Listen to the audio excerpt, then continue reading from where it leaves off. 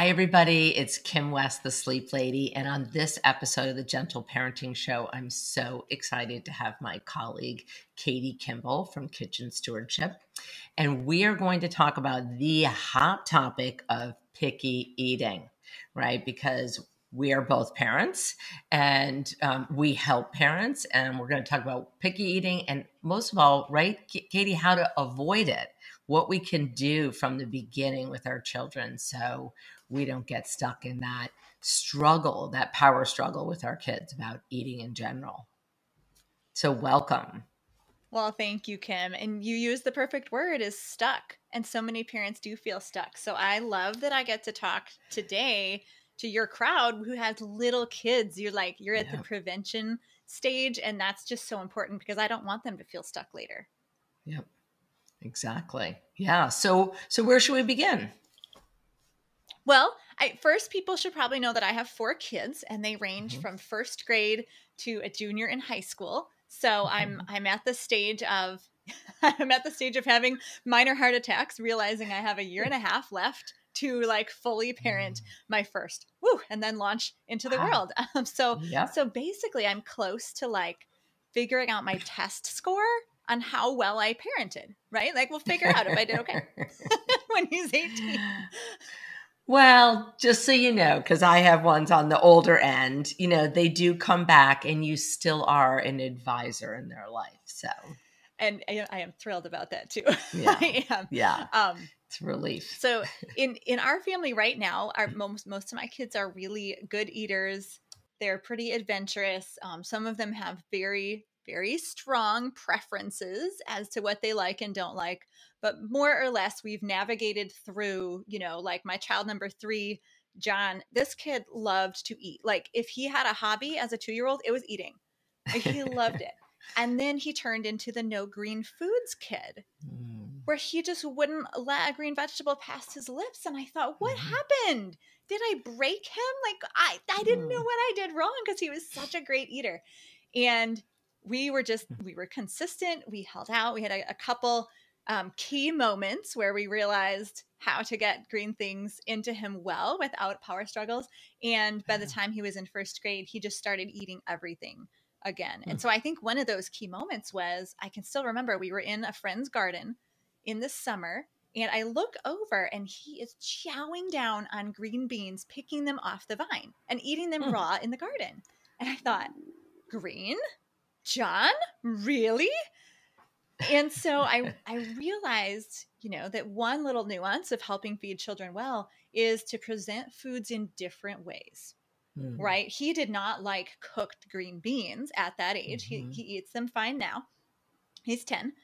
But he loved those raw green beans. And that translated well, interestingly enough, to eating frozen green beans right out of the bag. So that's how John started eating green beans as a 4 and a 5-year-old.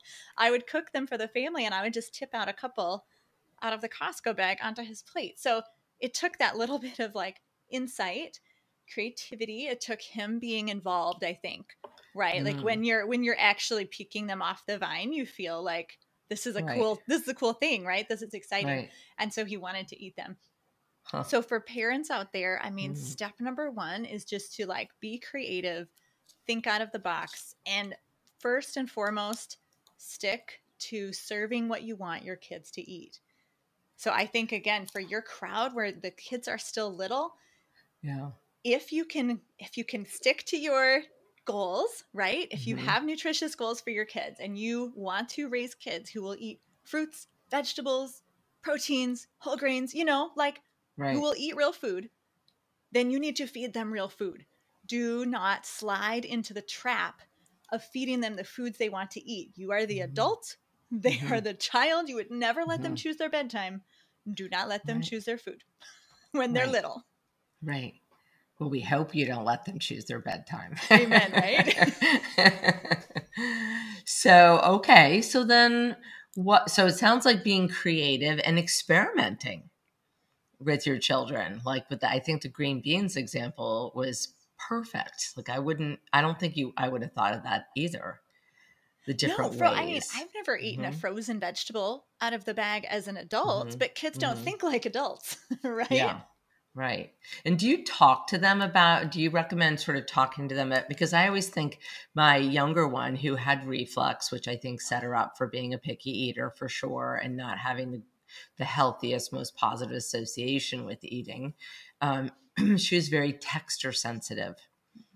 And so there was always a balance as a parent between like, you're allowed to not like certain textures. I don't like certain textures of foods, but maybe talking about that. Like, what do you think about, like, I was thinking about the texture of a green bean when it's cooked versus when it's raw. Like, oh, so you like green beans when they're crunchy.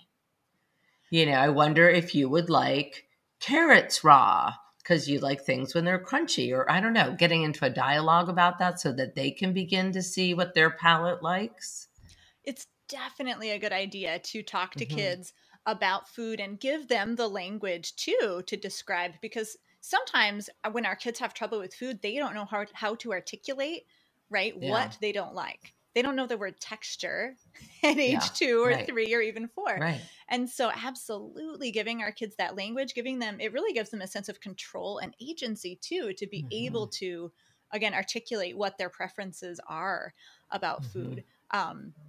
And so, yes, crunchy, soft, mushy, you can smell things and talk about just strong smells and soft smells. Or I like the words pleasant and unpleasant, right? This smells Mm-hmm. pleasant to me right now. It's just such a Mm-hmm. nice, mild, like non super judgmental word instead of good or bad or yucky. We don't really want to give our kids that language, because that kind of pushes our buttons if they start saying things Yeah. are yucky. But for sure, exploring food and exploring the qualities of food is really important. But Kim, you actually just touched upon something that so many parents don't understand, and it is vital to feeding our kids. You said your child had acid reflux and Mm-hmm. texture issues. Mm-hmm. And that's actually the foundation of the TEDx talk I did on picky eating, that there are 5 P's of picky eating that get in the way of kids' relationships with food. And those 5 P's are palate, pain, processing, pressure, and power. And the first Okay. 3 are completely physical in the kids' bodies, and it's not something that they can fix on their own, right? And so palate means sometimes the shape of the mouth or the child's ability to swallow, or even the way the child has learned to chew, right? There are 32 steps to eating. Wow. And those include having purees, those include chunky foods. And so it's really easy for parents who, do not have a degree in feeding their children, right? Right. To accidentally miss a step, or maybe to stay on purees too long, to rely on those food pouches, which unfortunately the food pouches are ubiquitous right now. They're everywhere. Mm-hmm. It's like the only way you can feed your kid. But if your child, your baby and your toddler can't see their food, can't experience their food with their fingers and with their faces and even with their elbows and their hair and the top of their heads, because the food is like so cleanly coming out of the pouch, alas, that's actually interrupting your child's path to eating. Crazy. So, and it can impact the way they learn to chew and swallow. So like, Sure.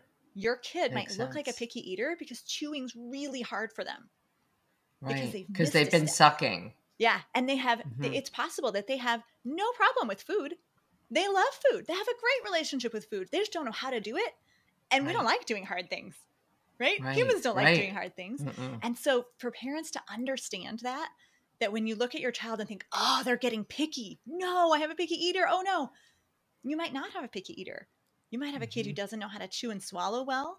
You might have a kid like yours who's in pain because of reflux or constipation. That feels terrible when you're constipated. You don't want to eat more, right? That's like putting something into a system that is full, obviously. And lots of kids have undiagnosed food sensitivities.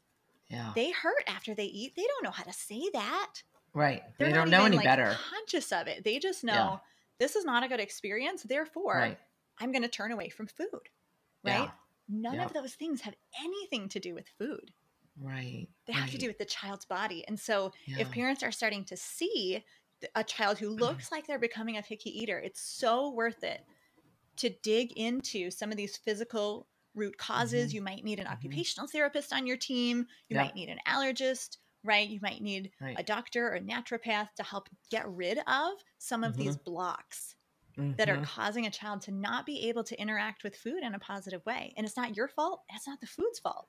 Yeah. Yeah. And I think really intervening early, before things really, get ingrained. And maybe would it be fair to say about the pouches that if a listener is using pouches a lot, that maybe just mix it up? Doesn't mean never use it, right? But sometimes also give little table food so that they can self-feed. Exactly. I mean, our modern world is great, right? We have lots of things that are quick, easy, and convenient. And sometimes that helps us feed our kids real food when we're stuck in the car and we have no other options. Right. Right? Yeah. However, just like, when I teach parents how to feed our kids healthy food, quick, easy, and cheap is not usually the recipe for success, right? So sure, if you're out of the house and you can't handle the mess, use a pouch. Oh, but friends, if you're in your house, the high chair and a mess is 100% the way kids learn to eat. So you've got to embrace that, like just washable parts, right? throw things in the sink. And so I would say if you find yourself using pouches at home, often try really hard to push yourself, right? Because not only are pouches interrupting the visual interaction with food, they're interrupting the tactile interaction with food, but they're also, again, causing the sucking and swallowing purees potentially for too long. By about between 9 to 12 months, our kids really should be having things beyond purees. Purees are like 6, 7, maybe 8 months. That's it. And then we got to start getting the chunky stuff in there. Kids really need, this is like a super easy practical tip. In order to learn to chew well for proper oral development, kids need big things that are hard, that they can chew on, that they can't swallow. So wash up a carrot, hand it to your baby, and let them gnaw on it. It's not going to hurt them, right? They don't have enough teeth or chewing power. Especially if it's one of those, a big carrot, not one of those little ones. Not a baby carrot, a real from the ground carrot. Yes. Thank you for clarifying that. Celery, same thing, right? Like think about anything that's long, easy for the baby to hold on to. And they need that like muscle development to chew from side to side across the mid zone. And that's going to help them be better eaters. So those of you with babies, again, under 12 months, under 18 months, there's so many just little things you can do that will set the stage so that you don't have to get stuck later. Yeah. And also I talked to parents about how that's around the age where they develop the pincher grasp, the ability to, pick up something. For some people, that means the pacifier. But even you see this with food, like I can pick up a little piece of pasta, I can pick up a piece of fruit and put it in my mouth. And that's super exciting. Even if they just experiment in their mouth, spit it out, right? They're practicing that developmental skill too. Yeah. So do you think should we maybe go through the other 3 pieces that you talked about? Of the 5 palate, Ps? pain. Yeah. Yeah, palate and pain kind of talked about. Processing I hit on, but not really well. So processing is about the way your senses interact with the world, right? So you mentioned that your child had a little texture issue, which is really, really common. I mean, I did myself. I hated legumes. I hated all forms of beans, chili, refried beans. None of that was on my list of foods I ate even into high school. And now, like when I became a food blogger, I wrote a whole book on beans. So like palates can change. Right. That's good. But when you think about, I think a lot of kids, I think more than when we were little and more for sure than when our parents were little, a lot of kids are having sensory processing issues, right? Yeah. Whether it's a disorder or just something that's slight, right? If your senses are running a little high, a food that tastes kind of average to an adult might be super spicy to a kid because their taste buds, their sense of taste is running a little high. Same with smell, right? If your kid seems to have smell aversions, and you can really watch for that in babies, if you can kind of tell if they pull away physically from like a food that they haven't even looked at yet, or, you can tell it's not visual if they haven't seen it. Right? If they're kind of pulling away or if they're reacting to strong smells, you might have a kid whose sense of smell is running a little high, right? Is Right. over processing. So you may have to work with that and work with them on foods that don't have so high of a smell, right? Yeah. But even, this is wild, Kim, even the sense of sight and sound can impact eating. Because, so just imagine like a child in an elementary cafeteria. I don't know the last time you've been in an elementary cafeteria, but they're so loud and obnoxious. Like, it is the most chaotic scene in the world. And so if a kid is kind of sensitive to sounds, right, which I am, if somebody like sets down a coffee mug really hard on or not even really hard, a little hard on like a quartz or a granite countertop, I'm like, like I physically jump. And it bothers me, you know? So my kids have learned, it's okay, Mom, nothing's broken, because I'm so sensitive to sound. So what happens if you're sensitive to sound and you're in a really loud environment? Your body goes a little bit into fight or flight. And fight or flight increases adrenaline, and adrenaline shuts down the appetite, right? So you wouldn't think that your ears have anything to do with what's on your plate. Right. But if your body's shutting down, then you can't eat. And so you might look like a picky eater to your parents, but that it may just be that you have some sensory processing issues that maybe you need an occupational therapist to help work through, or maybe they're minor and you can figure it out at home. But just understanding that, like, your kid doesn't have a problem with food. Their senses are causing them to struggle with interacting with the world. Right. Right. Oh, I see that with parents who feel like the only way their child will eat, the sort of opposite is with the TV on, but it could also be that they won't eat with the TV on too, because it's too much to take in. Yeah. Yeah, definitely. And since you mentioned screens, I hope it's okay if I say that that would be a good example of a bad habit, right? Is putting a screen, a show of some sort in front of your child. I hear from a lot of parents who do that because it works, right? Oh my gosh, my kid's not eating, but guess what? Katie, if I put a show in front of them and I spoon feed them, they're eating healthy food. Life is good.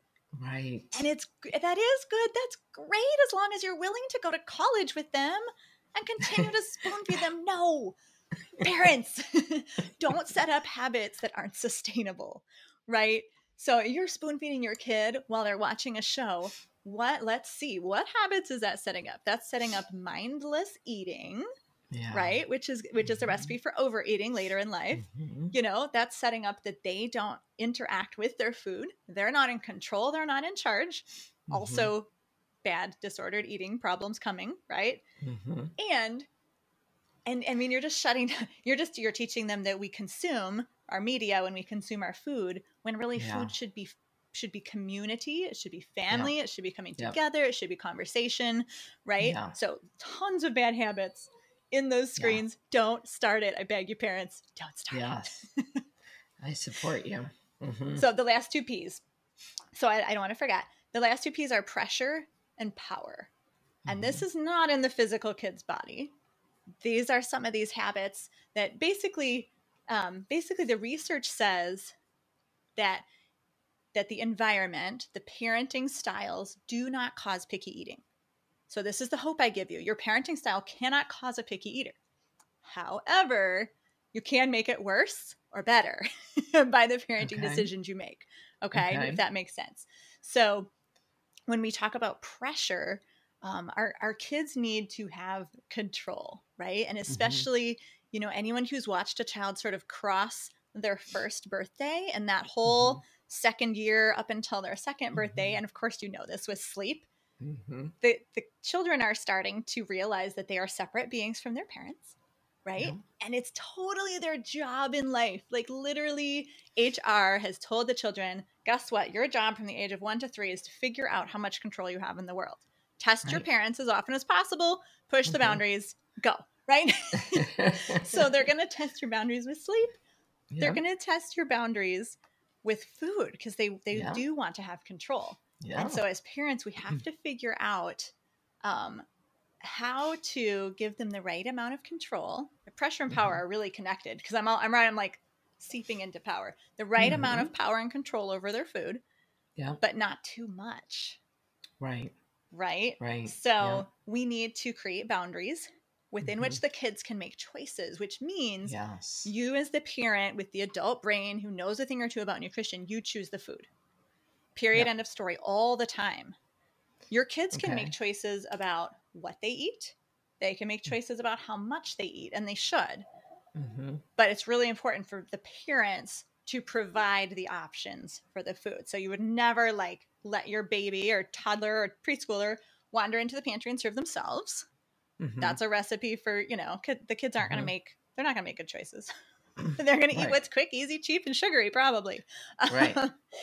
And so we need to choose the food. We need to choose when they eat so that they're not grazing all the time. Kim, that's a huge problem with a lot of families who come to me with picky eaters. They make one change and dinner is revolutionized. And that one change is to back up the snacking and keep the snacks to a single sit down moment between, you know, the end of school or the end of nap time and the beginning of dinner. And they go, oh my goodness, I didn't realize my kid was over snacking. They weren't hungry at dinner. Right. They just weren't hungry. Right. Yep. So just that, you know, you choose when, you choose what, then the kids choose how much. And that's because, I mean, think about it. Just like we can't make our kids sleep, can't make them poop, and we can't make them chew and swallow.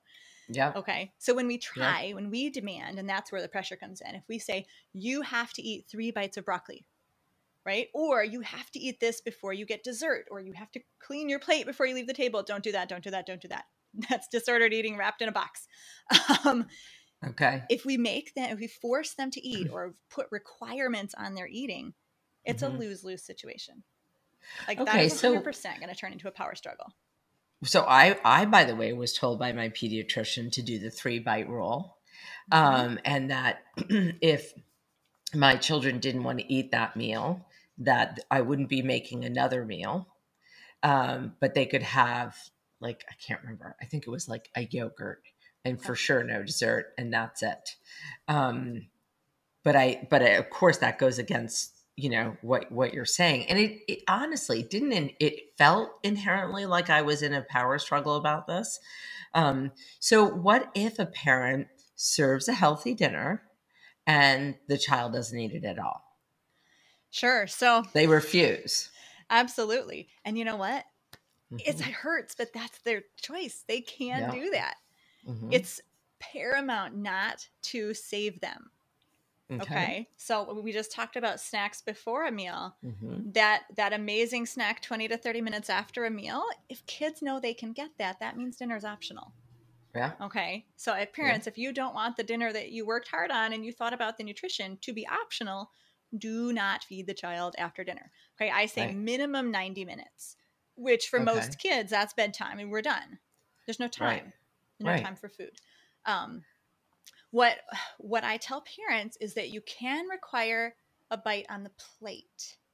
And I do think that's important, right? So if your pediatrician told you, have them take 3 bites of those Brussels sprouts, right? Again, that is a power struggle, not only waiting to happen, but almost guaranteed to happen at least sometimes with some foods with some kids, right? Yep. But I need you to put 1 bite of those Brussels sprouts on your plate. You don't have to eat it, right? So the kid knows there's no pressure, which reduces the stress immediately. Again, stress increases adrenaline, kills the appetite. So anytime that we are making the situation stressful at the table, we're sabotaging what we're trying to do anyway. Right? So reduce the but stress. If you're serving them, sorry to be concrete about this, but if you're serving them their plate with their Brussels sprouts and their chicken and their whatever rice, so, and you say, here it is. Well, what do you mean by serve yourself 1 bite? Oh, sure. Well, obviously for little kids, we're probably going to serve them. If you know that it's a new food, an unfamiliar food, or a previously disliked food, then I do recommend 1 bite on the plate. And that's just because of that visual stimulation of like a kid sees a whole pile of Brussels sprouts on their plate. What they're thinking, oh my goodness, I have to eat that. Okay. So we should only put 1 Brussels sprout on the plate. Yes. Is that what you, okay. All right. That makes sense. If you know that it could be a problem, right? Or if it's definitely a new food that the child has never seen. I do advocate for kids serving themselves as soon as possible. So as soon as they can reach, and passing foods at the table is a really good thing too. We haven't talked about exposure yet. But this is magic pixie dust. Okay. This is your magic pixie dust, parents, especially for the little ones, but all the way up to big ones. Getting exposure to a food is how the kids will build a relationship with that food. Right. And so I think the common knowledge out there, especially for our babies and our toddlers, is like, oh, just don't give up after one, right? The little grandmas, they're saying, don't give up after one try. You got to try 10 times and then they'll like it. Right. Which is like true for some kids, but kids aren't cut from the same cloth. Right. So some kids, especially our kids with their sensory system running a little high, might genuinely need like 52 tries of a food or 152 tries of a food, which sounds exhausting. But the good news is that brain science and research say that any exposure to food counts. Okay. So smelling that food, seeing it, touching it. This is why I tell parents to get their kids in the kitchen too. Right. Okay. So if that Brussels sprout has been a problem, maybe the child needs to wash the Brussels sprouts for the family. Right. Maybe when they get a little older, they can cut each Brussels sprout in half with a paring knife. Maybe they can help saute the Brussels sprouts. Carrying, just saying to the child, here's a serving dish where you carry this to the table. Right. Carrying those Brussels sprouts to the table, they're getting inoculated through their sense of smell to those Brussels sprouts. And then they can take one and put it on their own plate. This gives them control, right? They don't feel so stressed. The moment you say you don't have to eat that, the stress dissipates in the child. And then they can still get that exposure on their plate close. They've had to touch it. It might even bump their other food. But that's really important to get that continued exposure. And so the more kids are just, again, passing the bowl, serving themselves, that all builds up to maybe those 52 or 152 tries. But it's so taking the pressure off, so important. Because again, if our kids are stressed, they're not building a good relationship with you, their food, the feeling of having a family dinner, and their appetite is shut down. So they're less likely to try the food. And if they do try it, their digestion is impaired by their stress. So they're not digesting the nutrients anyway. Not to mention, it sounds like we have to, as the parent, try not to be stressed out about this and really let it go. Like they may not eat their dinner. Yep. And they may not, and I call it keeping a poker face. Yeah. Where we're going to say, here's dinner. Ta-da. Like sometimes that's it. Here's dinner. But again, saying you don't have to eat that. Again, I do agree with requiring a serving. We call it in our family. We say, would you like a taster or a serving? Okay. Well, I like that. So kids can choose, or I'll say you need to take a taster or a serving when you serve yourself. So still, again, parents make the boundaries. We are the adults. Yeah. But the kids have a little room to run around within those boundaries, and they really need that. Yeah. In just like full disclosure of my imperfection, with my younger daughter, the one who had such horrible reflux that took a long time to diagnose, and this sort of bad, or I shouldn't say bad, negative pattern with eating began.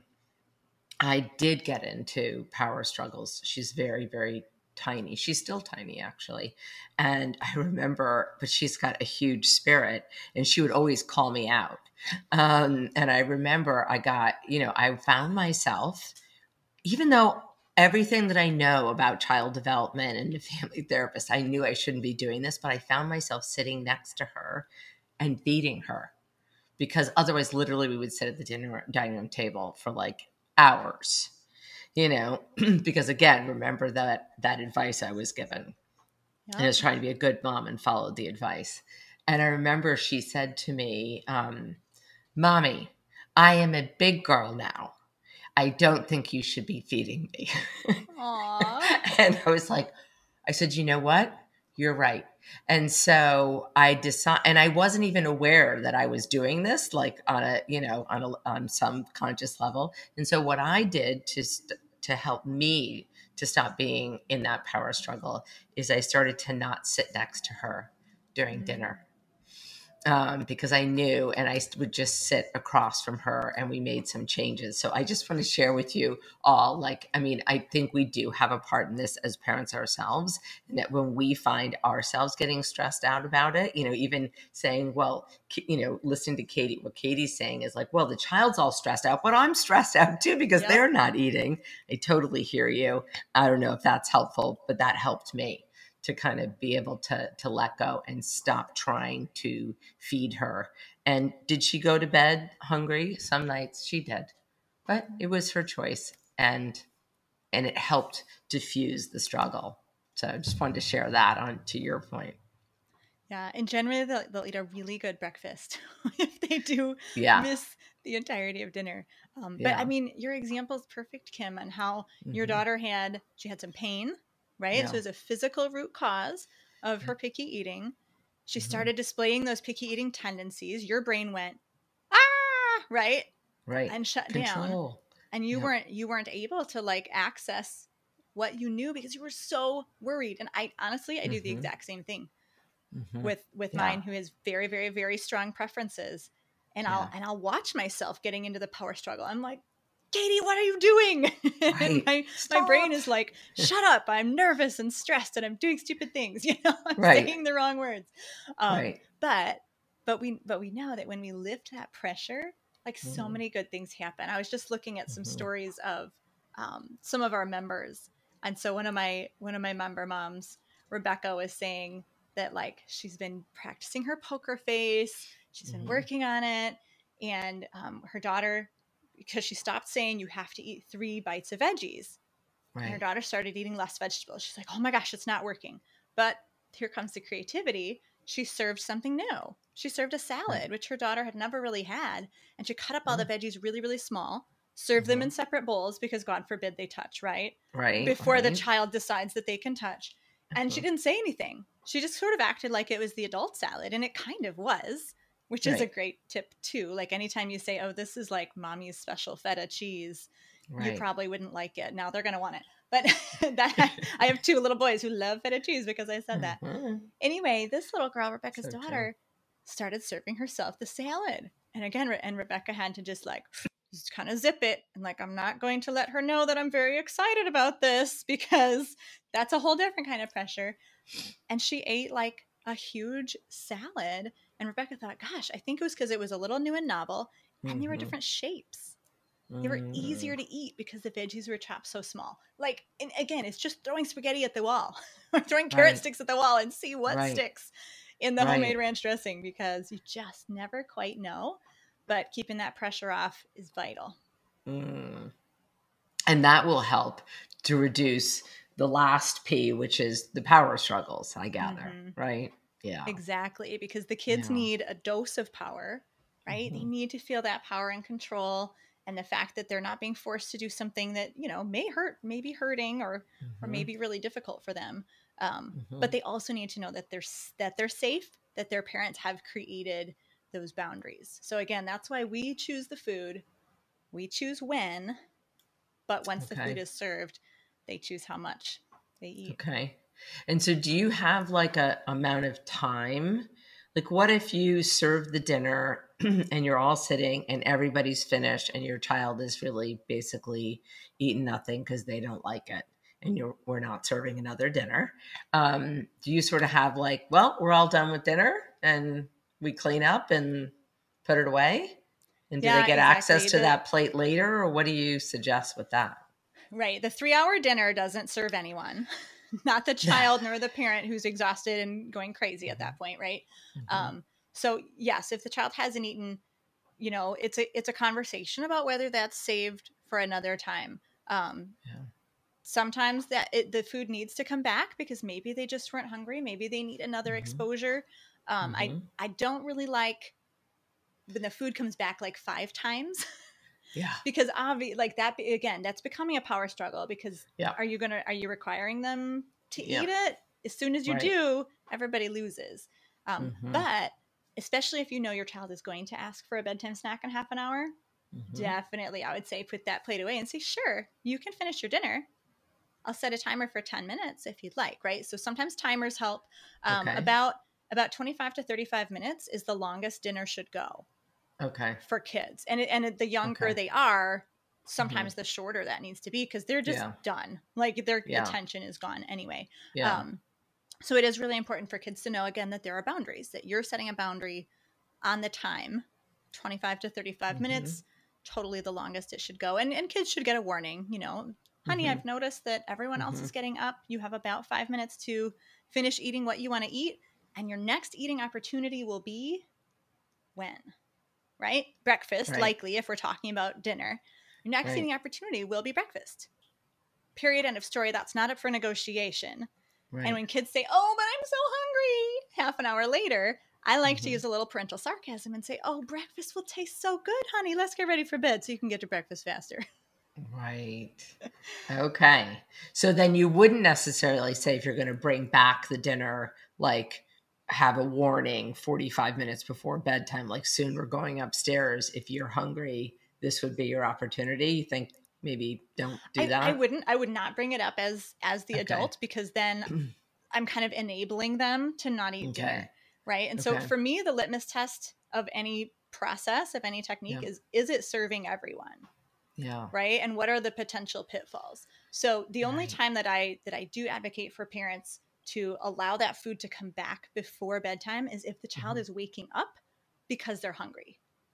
Right. So I have parents who actually genuinely have even 5-year-olds waking up at 3 a.m.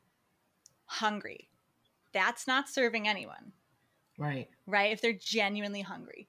But still not caving and giving them Pop-Tarts or crunchy cereal because that's what they like. Right. And so any bedtime snack to me, needs to be 90 minutes from dinner. It should be boring as heck. Right? Here's a spoonful of peanut butter, honey, if you're hungry. You know, boring. Nothing elaborate. It should be high fat, high protein, nutrient dense, fast, or it's dinner coming back. And again, that's experimenting. Like if you bring dinner back an hour to 90 minutes later and they actually eat it, now you have filed away in your parent brain that this is not a disliked food. That was simply a meal time that didn't work or a power struggle or something else went wrong at dinner, right? I do think timing is important with food because of all the things that you said about stress and cortisol. But, you know, of course, being the sleep lady, if your child is sleep deprived, that also affects appetite drive too. Huge. Yeah. And a big sign for that, Kim, if your families are noticing, oh, my kid eats great at breakfast. They're eating really well at lunch. And then dinner is just stinking it up. I don't get it. Right. That is a potential sign that they're just getting tired. They're just running out of gas.